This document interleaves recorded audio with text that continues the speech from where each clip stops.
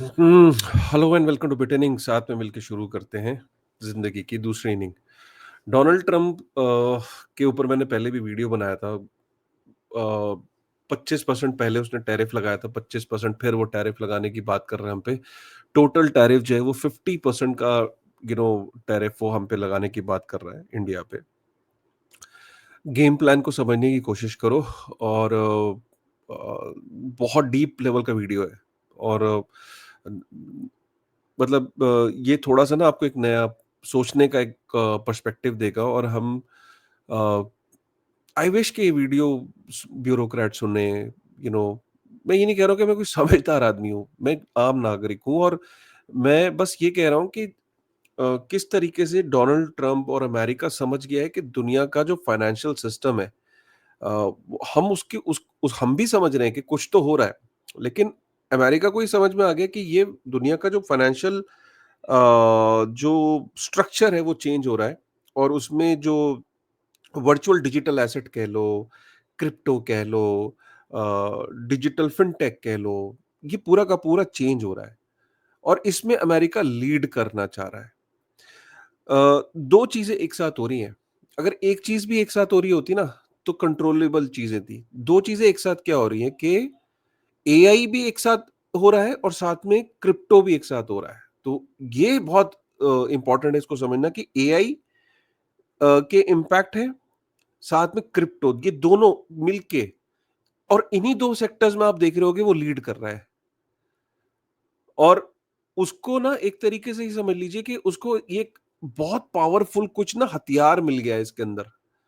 और उसको अपना फ्यूचर मिल गया है। एआई, एनवीडिया 4 ट्रिलियन से ऊपर उसकी, $4 ट्रिलियन से ऊपर की उसकी कंपनी की वैल्यूएशन हो गई है।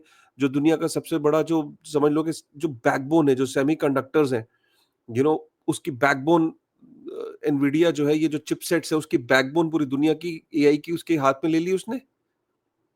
और दूसरा, वो डेटा सेंटर्स पे काबिज होना चाह रहा है, डेटा सेंटर ज्यादा से ज्यादा लगाने की कोशिश कर रहा है। और इधर से क्रिप्टो। अच्छा, एनवीडिया तो उसकी खुद की कंपनी है, एआई तो उसका वो सेंट्रलाइज इकोसिस्टम में कंट्रोल उसका है, लेकिन क्रिप्टो पे उसका कंट्रोल नहीं था। तो क्रिप्टो को वो अलग तरीके से कर रहा है। तो बहुत इंपॉर्टेंट वीडियो है ये। India India need to understand कि why this is happening right now and why we need to counter this. और एक कहा यह जाता है कि जिस तरीके का सवाल पूछा जाता है ना और जिस टोन में पूछा जाता है, तो जवाब उसी टोन में देना चाहिए। अगर डोनाल्ड ट्रंप की टोन, उसको लगता है कि वो एक बॉसिज्म से भरी अगर टोन है, तो उसको जवाब उसी टोन के अंदर देने की जरूरत है।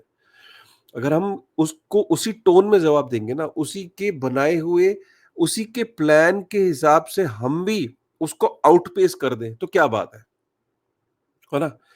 देखिए, फैक्ट ये है, सबसे पहले आप इस बात को समझिए कि अमेरिका इंडिया पे जो चीजें, अगर मैं उसकी आपको एक्सपोर्ट की चीजें बताऊं, जो हमसे वो चीजें लेता था पहले, उसको समझो। जो हम ज्यादातर चीजें उसको एक्सपोर्ट करते थे, ठीक है, हम जो उसको एक्सपोर्ट करते थे ज्यादातर उसे drugs, telecom instruments, precious stones, petroleum products, gold and jewellery, you know iron and steel. तो हम उसको जो टोटल जो उसको एक्सपोर्ट करते थे, वो हम करीब 80.8 बिलियन उसको एक्सपोर्ट करते हैं।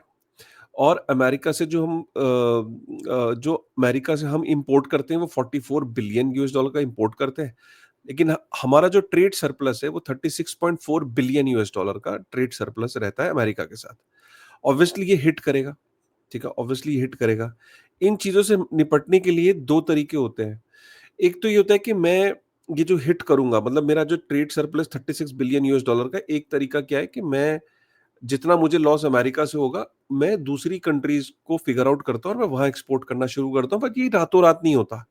और इतने समृद्ध कोई देश होना भी चाहिए जो मुझसे 36 बिलियन यूएस डॉलर का जो ट्रेड सरप्लस में अमेरिका से कमा रहा था, वो रातों रात कोई और कंट्री मुझसे लेना शुरू कर दे। मतलब कोई कंट्री लेना भी चाहे तो उसका पैसे भी तो होने चाहिए, डिमांड भी तो होनी चाहिए। मैं डिमांड तो जनरेट नहीं कर सकता ना। समझ गए बात को? तो मैं रातों रात इसको नहीं पूरा कर सकता, पहली चीज। दूसरी चीज, मैं एक चीज कर सकता हूं, मैं अपनी रुपी को डिप्रिशिएट कर सकता हूं। ये दूसरा तरीका है। डिप्रिशिएट करने से क्या है कि मैं अपनी जो करेंसी की वैल्यू उसको और गिरा दूं। उससे क्या होता है कि मेरी जब करेंसी डिप्रिशिएट होगी, तो मेरा जो एक्सपोर्ट है वो सस्ता पड़ेगा, मतलब मेरा माल सस्ता पड़ेगा। जब मेरा माल सस्ता पड़ेगा तो अमरीकियों को कम डॉलर खर्च करने पड़ेंगे, मतलब मेरे माल को लेने के लिए। समझ रहे हो? तो इसको डेप्रिशिएट करने के लिए क्या है, मैं एक्सचेंज रेट में अपना एक्सचेंज को और कमज़ोर कर लूँ करेंसी को, जिसमें और मनी, इसको करने के तरीके क्या है, मैं मनी प्रिंटिंग कर दूँ, ठीक है? मैं ये कुछ ऐसे लॉज़ ले आऊँ कि पैसा बाहर ना जाए, ठीक है? तो मैं अपनी करेंसी को डेप्रिशिएट कर दूँ, और मैं डेप्रिशिएट कर दूँगा तो मेरे जो गुड्स एंड सर्विसेज़ हैं, जो एक्सपोर्ट है वो सस्ता पड़ेगा, जो सस्ता पड़ेगा तो मजबूरी में जब वो कॉम्पिटिटिव एनालिसिस करेंगे तो मजबूरी में उन्हें मेरा प्रोडक्ट लेना पड़ेगा। लेकिन इसके नुकसान क्या होते हैं? जब हम एक्सचेंज अपनी करेंसी को डेप्रिशिएट करते हैं, जब हम मनी प्रिंटिंग के द्वारा करते हैं तो इन्फ्लेशन का हमें खतरा रहता है, प्लस हमारे इम्पोर्ट्स पे इसका फ़र्क पड़ता है, ठीक है? So what I am just trying to tell you is कि तरीका, हम एकदम रातों-रात इसको इसकी भरपाई नहीं कर पाएँगे। हमें तरीके और ऐसे फिगर आउट करने पड़ेंगे कि हम यूएस डॉलर को कमाएँ यूएस को बायपास करके। ये है आज का जो जो मंत्र है, वो ये है कि हम यूएस को बायपास करें और यूएस डॉलर कमाएँ। अभी तक अगर मुझे यूएस डॉलर कमाने हैं तो यूएस डॉलर यूएस गवर्नमेंट की परमिशन चाहिए या उनसे ट्रेड करना पड़ेगा। इमेजिन करिए कि मैं उसको बायपास करके अगर डॉलर कमाऊँ तो कैसा रहेगा? इमेजिन, इमेजिन, मतलब, और ये जो मुझे पावर देता है, ये आज की डेट में ये पॉसिबल है, और ये मुझे पावर देता है क्रिप्टो, वर्चुअल डिजिटल एसेट कह लीजिए। अगर आपको ये वर्ड कंफर्टेबल लगता है, आप इसको क्रिप्टो मत बोलिए, वर्चुअल डिजिटल एसेट कह लीजिए। मैं ये कह रहा हूँ, पॉइंट ये है कि जब मैं न्यूट्रल नेटवर्क्स से डॉलर कमा सकता हूँ। न्यूट्रल, वो किसी के नहीं है, ठीक है? इसको प्लेन शब्दों में आप समझिए कि बिटकॉइन जो है वो डोनाल्ड ट्रंप का नहीं है, अमेरिका का नहीं है, मेड इन अमेरिका नहीं है, इथेरियम अमेरिका का नहीं है।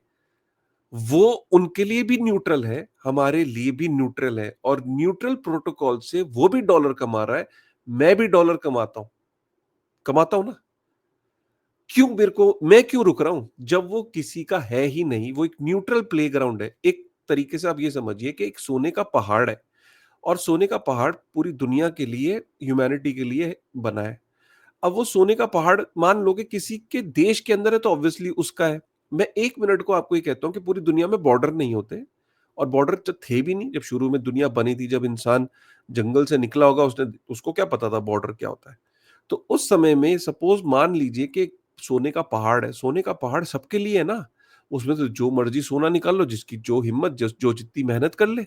सिमिलरली जो बिटकॉइन है और इथेरियम है, ये एक न्यूट्रल प्रोटोकॉल है, इस पे आप मेहनत करके जितना कमा लो, न्यूट्रल है ना, किसी के नहीं है, बॉर्डरलेस है, परमिशनलेस है, इंटरनेट पे रहते हैं, कोई भी कमा ले इन इन प्रोटोकॉल के साथ कनेक्ट करके। मैं एक एग्जांपल के तौर पे कहता हूँ, आपने देखा होगा इथेरियम बढ़ रहा है। इथेरियम क्यों बढ़ रहा है? इथेरियम अचानक इसलिए बढ़ रहा है कि अमेरिका एक जीनियस एक्ट लेके आया। जीनियस एक्ट से लेके आया, अमेरिका ने फिगर आउट करा 2-3 सालों में कि यार, उनके यहाँ के जो स्टेबल कॉइन्स हैं, जो US dollar backed stable coin है, वो 200, 250, पौने 300 बिलियन यूएस डॉलर के आसपास के स्टेबल कॉइन में 250 बिलियन यूएस डॉलर के स्टेबल कॉइन तो उन्हीं के यहाँ के डॉलर बैक्ड है। और एक तरीके से वो पूरी दुनिया के अंदर डॉलर को उन्होंने पंख लगा दिए। डॉलर जो है दुनिया के हर वॉलेट में होता जा रहा है। वाह वाह, क्या बात है! उनको जैसे ही फिगर आउट हुआ, उन्होंने कहा, "ये तो बहुत बढ़िया तरीका है, दुनिया पे कंट्रोल करने का एक तरीका बहुत शानदार मिल गया।" उन्होंने क्या करा, जीनियस एक्ट लेके आए, और अब क्या बोल दिया उन्होंने कि भाई, कोई भी कंपनी, कोई भी इंस्टीट्यूशन मेरे यहाँ का स्टेबल कॉइन लॉन्च कर सकता है डॉलर बैक्ड, और पूरी दुनिया में ले जाओ। इससे क्या हुआ कि बड़े-बड़े इंस्टीट्यूशंस और बड़े-बड़े प्लेयर्स जो हैं वो डॉलर अपना इथेरियम के ऊपर स्टेबल कॉइन लॉन्च करने के लिए इनको अलाउ हो गया। अब सारे प्लेयर स्टेबल कॉइन को लॉन्च करेंगे। स्टेबल कॉइन से मोटा प्रॉफिट कमा रहे थे यूएसडीटी और यूएसडीसी जैसी कंपनियां, 5-5 बिलियन यूएस डॉलर साल का कमा रही थी। अब इतनी सारी कंपनीज उसमें कूदेंगी, पूरा का पूरा डॉलर दुनिया में लेके जाएंगी। अब जब इतना डॉलर लेके जाएंगी, तो अब जब इथेरियम के ऊपर वो ये स्टेबल कॉइन लॉन्च करेंगे, तो ये कंपनियां, इन कंपनियों को ये भी बोल दिया है कि तुम इथेरियम पे स्टेबल कॉइन लॉन्च करो या किसी भी L1 पे स्टेबल कॉइन लॉन्च करो, और साथ में उसके तुम स्टेकिंग भी अलाउ कर दी। मतलब इथेरियम को कंपनियां वहां पे अलाउ ये कर दिया कि बाय करें, और इथेरियम को बाय करके वहीं पे वो स्टेकिंग भी कर लें। इथेरियम के ऊपर स्टेकिंग का मतलब ये होता है कि जब ब्लॉकचेन के ऊपर वैलिडेटर बनना होता है, जब आपको ब्लॉक को वैलिडेट करना है, तो जिसको बिटकॉइन के अंदर माइनिंग कहते हैं, तो यहाँ पे वैलिडेटर बनने के लिए आपको 32 इथेरियम स्टेक करने पड़ते हैं। जिसका जितना ज़्यादा स्टेक होता है, उसकी प्रोबेबिलिटी उतनी बढ़ जाती है ब्लॉक को वैलिडेट करने की। जब ब्लॉक को वैलिडेट करते हैं तो रिवॉर्ड मिलता है, मतलब इथेरियम मिलता है, और वो इथेरियम जो है वो आपको एज़ अ रिवॉर्ड में मिलता है वैलिडेटर को। माना ये जाता है कि इथेरियम के अंदर जब कोई चीज़ आप स्टेक करते हो अपने फंड्स को, तो एक एवरेज 3.5 से 4.5% के बीच में स्टेकिंग रिवॉर्ड मिलता है। स्टेकिंग से ब्लॉकचेन सिक्योर होती है। स्टेकिंग स्टेकिंग का काम है कि भाई वैलिडेट किया, आपको इस बदले में इथेरियम मिल रहा है। तो माना ये जा रहा है कि अमेरिका की कंपनियों को और बैंक्स को सोचिए कि 3.5 से 4.5% की ऑपरेटिंग इनकम जनरेट होगी। एक मैं एग्जांपल देता हूं कि कॉइनबेस दुनिया का दूसरा बड़ा सबसे बड़ा इथेरियम के ऊपर स्टेकर है। यकीन नहीं मानोगे आप कि 2025 में 500 मिलियन यूएस डॉलर कमाने जा रहा है वो, सिर्फ इथेरियम पे स्टेकिंग करके। ये जो ये जो मंत्र मिल गया अमेरिका की कंपनियों को, अमेरिका क्या कर रहा है, अपनी कंपनी को बोल रहा है कि तुम स्टेबल कॉइन भी लॉन्च करो, एक तो दुनिया में डॉलर का वर्चस्व बढ़ाओ, और दूसरा तुम इथेरियम के ऊपर स्टेकिंग कर लो, ऑपरेटिंग इनकम कमाओ। जब आपकी ऑपरेटिंग इनकम बढ़ती है किसी कंपनी की, तो कंपनी की वैल्यूएशन बढ़ती है, वैल्यूएशन बढ़ती है तो उसकी जो शेयर होल्डर्स को वैल्यू मिलती है, बैलेंस शीट इंप्रूव होती है कि यार ये कंपनी इनकम कमा रही है। सपोज करो आपका कोई फ्लैट पड़ा था, वो खाली पड़ा था, अचानक वो फ्लैट आपको रेंटल इनकम देना शुरू कर दे, तो आपकी आपकी नेटवर्थ बढ़ जाएगी ना। सिमिलरली इन कंपनियों की नेटवर्थ बढ़ जाएगी, इनकी कंपनियों की इनकम बढ़ जाएगी। कॉइनबेस अकेला साल का 500 मिलियन यूएस डॉलर इथेरियम से कमाता है स्टेकिंग करके। अब उन्होंने ही सारे बैंक्स और इंस्टीट्यूशंस को बोल दिया तुम भी करो। बिलियंस में पैसा कमाएंगे वो इथेरियम से। इथेरियम क्या है, एक न्यूट्रल प्रोटोकॉल है, जिससे वो भी कमा रहे हैं तो मैं भी कमा सकता हूं। अगर मैं इंडिया अगर ये आज सोच ले कि हम अपनी कंपनियों को भी अलाउ करें कि इथेरियम के प्रोटोकॉल से स्टेकिंग करके वो भी कमाएं, तो क्या बुराई है इसमें। दूसरी चीज, हम इथेरियम के ऊपर INR backed stable coin launch करके हम ये बोलते हैं कि भारतीय जो 130 बिलियन यूएस डॉलर देश में आता है, वो आईएनआर बैक्ड स्टेबल कॉइन से पैसा भेजें। अगर हम ये करते हैं तो 7 बिलियन यूएस डॉलर तो हम वैसे ही कमा लेंगे। जो इस टाइम वीजा, मास्टरकार्ड और बाहर की कंपनियों को पैसा जा रहा है, जो वो कट लेती हैं, वो कट हम अपनी जेब में रखते हैं ना, 7 बिलियन यूएस डॉलर। तो ये तो हो गया कि सिर्फ इथेरियम इथेरियम से मैं मिलियंस में हमारे यहाँ के बैंक्स, हमारी कंपनीज कमा सकती हो 7 बिलियन यूएस डॉलर, तो हम डे 1 पे सेव कर लेंगे अगर हम INR backed stable coin launch कर दें। INR backed stable coin launch करने के लिए गवर्नमेंट को भी उतरने की जरूरत नहीं है, सिर्फ हमारे जहाँ की जो बड़ी एंटिटीज हैं उनको अलाउ कर दें। राइट, उनको एक उनका एक सिस्टम बनाए कि भाई इतना आपके पास होना चाहिए, इतनी इंश्योरेंस होनी चाहिए, ये कुछ उनकी यार्डस्टिक्स रख दें, और उनको अलाउ कर दें कि INR backed stable coin launch कर दें। ये तो हो गया इथेरियम की बात। इसीलिए इथेरियम वहां पे पंप कर रहा है अमेरिका में। इथेरियम आपने देखा होगा 38,000 यूएस डॉलर के आसपास घूम रहा है, और वहां पे ट्रेजरी जिसको इसलिए बाय कर रही है कि वहां जीनियस एक्ट ने अमेरिका को खोल दिया है कि भैया तुम जाके टोकन वहां पे रियल वर्ल्ड एसेट्स टोकेनाइज कर दो, अपनी एसेट स्टेबल कॉइन लॉन्च करो, जो करना है इथेरियम के प्रोटोकॉल पे करो। ये वजह है इथेरियम के वहां पे पंप करने की। क्लियर हो रहा है? अच्छा, दूसरी चीज यहां पे एक और चीज मैं बिटकॉइन की बात भी करता हूं। बिटकॉइन से भी हम बिलियंस में कमा सकते हैं। कैसे? मैंने एक कैलकुलेशन करी, ग्रॉक से ही पूछा मैंने। 317 बिलियन यूएस डॉलर इंडिया जो है वो बिटकॉइन के नेटवर्क से इंटरैक्ट करके कमा सकता है। कैसे, ये देखिए। सबसे पहले इंडिया के अंदर क्या है कि हम जो इलेक्ट्रिसिटी प्रोड्यूस करते हैं, हम एक्सेस एनर्जी प्रोड्यूसिंग नेशन है। हमारे यहाँ पे जो बिजली है, जो इलेक्ट्रिसिटी हम ज्यादा प्रोड्यूस करते हैं।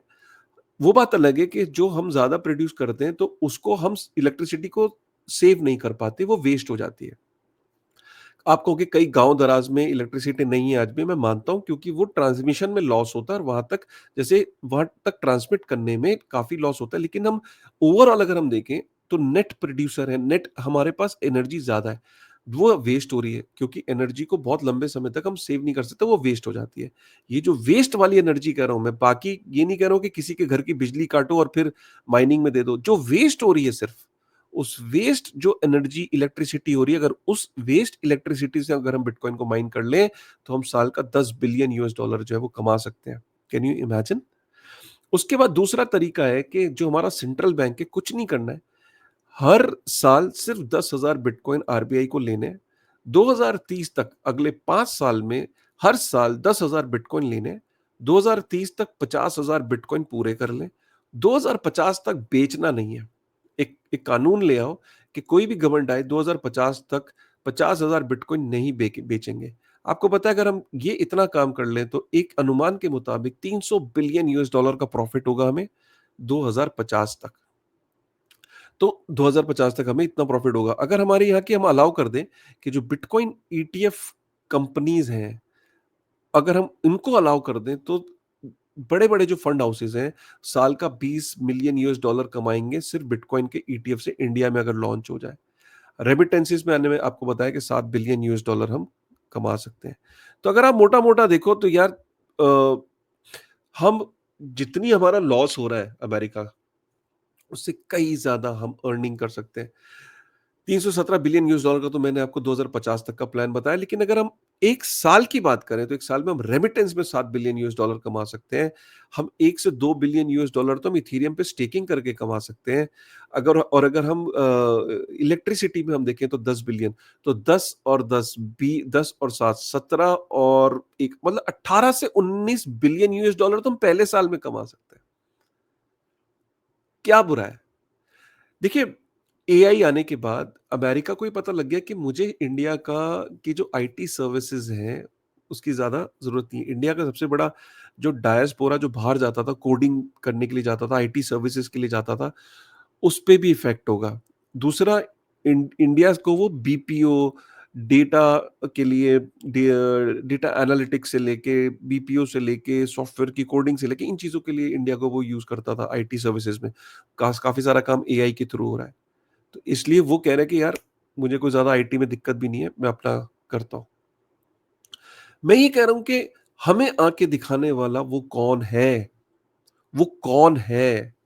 देखिए अ, मैं ये कहता हूँ कि जैसा उसने सवाल फेंका है, उस टाइम उसकी जो जो उसकी प्लान है, दुनिया के फाइनेंशियल सिस्टम में आगे बढ़ने के, हमें उस प्लान में उसके से ज़्यादा तेज़ी से उसके निकलना और अगर हम उसको क्रॉस नहीं भी कर रहे हैं, तो उस रेस में दूसरे या तीसरे पायदान में तो रहें। क्योंकि वो समझ गया है कि अगले दुनिया की जो रेस है वो रेस है जो वो कर रहा है, ठीक है? तो हमें उस रेस में बहुत पीछे नहीं रहना है, हमें उस रेस में आगे बढ़ना है। एंड हम कोई 5 साल की प्लानिंग नहीं कर रहे कि 20 बिलियन, मैं तो आपको कह रहा हूँ पहले साल में हम कर लेंगे। देखिए, बहुत मंथन की ज़रूरत है इस वक़्त। इस वक़्त पेन होता है कि कोई हमें बाहर से आँखें दिखाए, बिना किसी वजह के, क्योंकि रशिया से तो वो सारी चीज़ें वो भी ले रहा है, उसका देश भी ले रहा है, यूरोप भी ले रहा है। तो मुझे क्यों आके दिखा रहा है?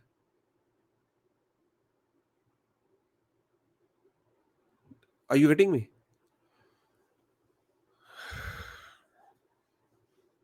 राइट। गाइस, तो एक तो ये और दूसरा यार आई वांटेड टू शेयर कि इंस्टाग्राम पे अगर आप मुझे फॉलो नहीं करते हो, तो ये मेरा इंस्टाग्राम पे 1,12,000 फॉलोअर्स हो गए। काफ़ी अच्छा चलता है इंस्टाग्राम पे, रियल टाइम अपडेट्स आते हैं। कुछ रील्स अच्छा परफॉर्म कर रही हैं। आप अगर फॉलो करते हैं इंस्टाग्राम पे तो प्लीज़, दैट्स अमेजिंग।